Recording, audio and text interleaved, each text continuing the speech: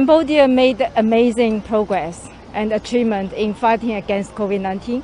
including the COVID vaccine rollout. Cambodia is one of the leading countries in WHO Western Pacific region in achieving the vaccine coverage and in particular protecting the vulnerable people like healthcare workers and elderly. ប្រទេសកម្ពុជាបានធ្វើការយ៉ាងអស្ចារ្យទាក់ទងទៅនឹងការប្រយុទ្ធប្រឆាំងនឹងជំងឺ COVID-19 រួមទាំងការផ្ដល់វ៉ាក់សាំងជូនប្រជាពលរដ្ឋប្រទេសកម្ពុជាស្ថិតនៅក្នុងចំណោមប្រទេសឈានមុខគេនៅក្នុងការផ្ដល់តម្លៃរបស់អង្គការសុខភាពពិភពលោកនៅតំបន់អាស៊ីប៉ាស៊ីហ្វិកក្នុងការផ្ដល់វ៉ាក់សាំងជូនប្រជាពលរដ្ឋហើយជាពិសេសគឺផ្ដល់ទៅដល់ក្រុមដែលងាយរងគ្រោះរួមទាំងក្រុមការងារនៅជួរមុខសុខាភិបាលជាដើមនិងប្រជាពលរដ្ឋដែលងាយរងគ្រោះផ្សេងៗទៀត Very high vaccination coverage plus all the vulnerable who have been protected.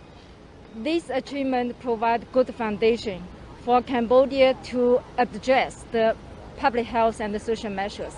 and to consider reopening some economy safely and responsibly. ជាមួយនឹងអត្រាគ្រប់លំដាប់ផ្ដល់វ៉ាក់សាំងខ្ពស់រួមទាំងទៅដល់ប្រជាពលរដ្ឋដែលងាយរងគ្រោះនេះគឺធ្វើឲ្យប្រទេសកម្ពុជាអាចបើកអាចធានានៅផ្នែកសុខភាពសាធារណៈបានហើយអាចឈានទៅរកការបើកនៅសង្គមនិងសេដ្ឋកិច្ចជាបន្តបន្ទាប់ទៀតបាន I'm aware that the government is considering reopening, including the reopening tourism. I think this is good news because we have been tired of the pandemic and we have to make sure the balance between safe life and the livelihood. However, I would like to warn also ourselves that if we open without good risk management in place, there is a danger of the surge of the COVID again. ខ្ញុំក៏បានដឹងដែរថារដ្ឋាភិបាលមានគម្រោងនឹងបើកវិស័យសេដ្ឋកិច្ចឡើងវិញហើយសម្រាប់ខ្ញុំវាជាដំណឹងល្អដោយសារយើងគ្រប់គ្នាហាក់បីដូចជានឿយណាយនឹងរឿងជំងឺ COVID នេះយូរដែរហើយប៉ុន្តែយើងត្រូវតែមានការរក្សានៅតុល្យភាពក្នុងការបើកវិញនេះហើយខ្ញុំសូមអាចថាផ្ដល់ជាដំណឹងទុកជាមុនអាចថាជាការដំណឹងប្រយ័ត្នទុកជាមុនសម្រាប់ខ្លួនខ្ញុំផងដែរនិងអ្នកនរគ្នាដែរថាបើកាលណាយើងបើកវិញគឺយើងត្រូវតែមានការគ្រប់គ្រងហានិភ័យមួយច្បាស់លាស់ដើម្បីជៀសវាងកុំឲ្យមានការត្រឡប់មកវិញនៅការកើនឡើងនៅករណីឆ្លងជំងឺ COVID-19 So it's the very good timing for Cambodia to try the new response strategy to COVID,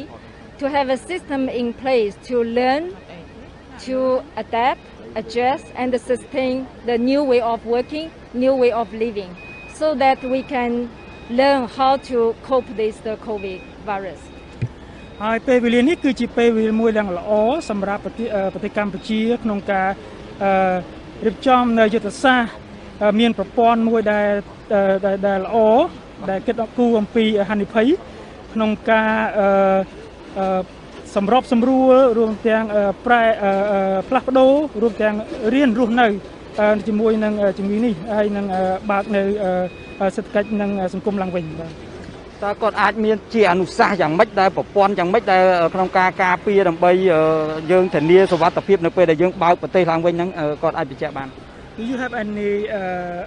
recommendation to open the country safely? Yes, I think first of all, WHO recommend a risk-based approach for reopening of economy and the society. Risk-based approach. ដំបូងគឺ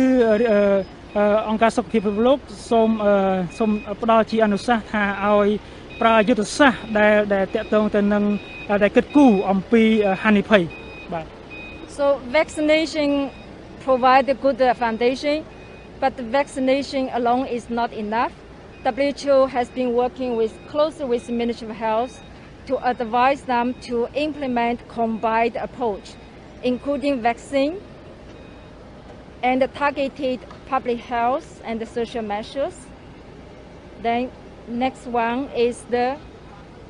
strengthening the healthcare system, like ICU capacity, then early detection, rapid response, plus a risk-based international border measures. If you go, these 5 elements go together, it will provide good foundation for reopen safely and responsibly. Can I have the last one? Risk-based international border measures. Like a quarantine. អ្វីដែលអង្គការសុខភាពពិភពលោកសូមផ្ដល់ជាអនុសាសន៍នេះគឺហើយយើងកំពុងតែធ្វើការជាមួយនឹងក្រសួងសុខាភិបាលដែរហ្នឹងគឺយើងប្រើជាយុទ្ធសាស្ត្ររួមផ្សំរួមផ្គុំគ្នាបាទទីមួយយើងមានវ៉ាក់សាំងហើយផ្គុំជាមួយនឹងវិធានការសុខាភិបាលដូចជា3ការពារជាដើមហ្នឹងហើយមួយទៀតយើងត្រូវពង្រឹងនៅប្រព័ន្ធសុខាភិបាលនៅក្នុងប្រទេសកម្ពុជាយើងពង្រឹងដើម្បីឆ្លើយតបហ្នឹងចំណុចមួយទៀតគឺពង្រឹងនៅការរកមេរោគបាទ early បាទឲ្យឃើញមុនបាទបន្តមកទៀតនឹងចុងក្រោយគឺរួមជាមួយនឹងការគ្រប់គ្រងហានិភ័យជាមួយជាលក្ខណៈអន្តរជាតិរឿងប្រទេសផ្សេងៗទៀតបាទ So most important things in Cambodia,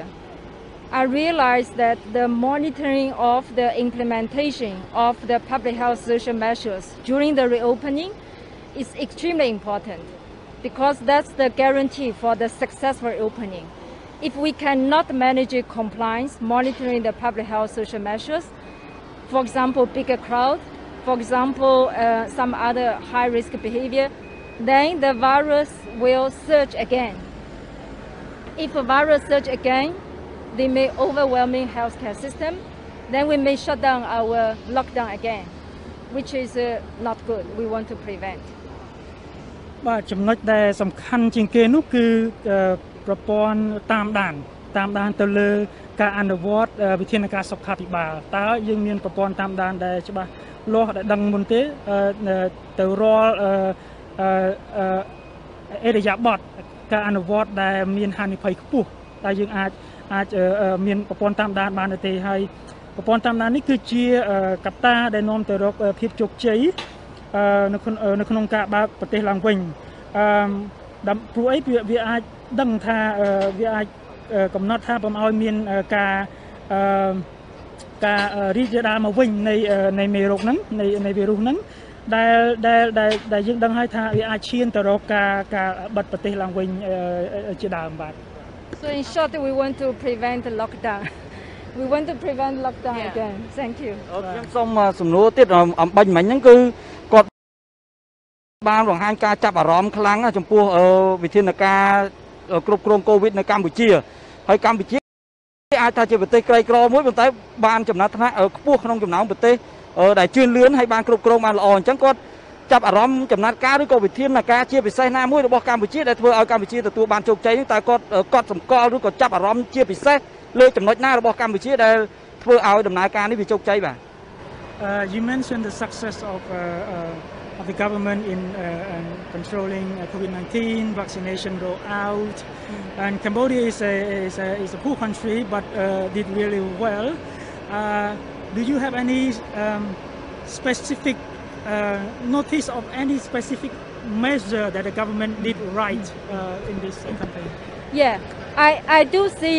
at least 4 successful factors for Cambodia. One is a very decisive, very strong government leadership. For example, government make decision to procure vaccine, to secure vaccine through the government procurement, COVAX, bilateral donation. So Cambodia does not have a shortage of vaccine. This is definitely strong leadership, make a difference. ចំណុចទី1ខ្ញុំមាន4ចំណុចបានចំណុចទី1នេះគឺការសម្រេចចិត្តមួយនៃថ្នាក់ដឹកនាំរបស់រដ្ឋាភិបាលដ៏ត្រឹមត្រូវក្នុងការបញ្ជាទិញក្នុងការធ្វើឲ្យមានវ៉ាក់សាំងគ្រប់គ្រាន់សម្រាប់ប្រជាពលរដ្ឋបានថារដ្ឋាភិបាលព្យាយាមគ្រប់ច្រកបានថាមានទាំង COVAX មានទាំងទិញផ្ទាល់មានទាំងជំនួយជាដៃគូពីប្រទេសដៃគូជាដើម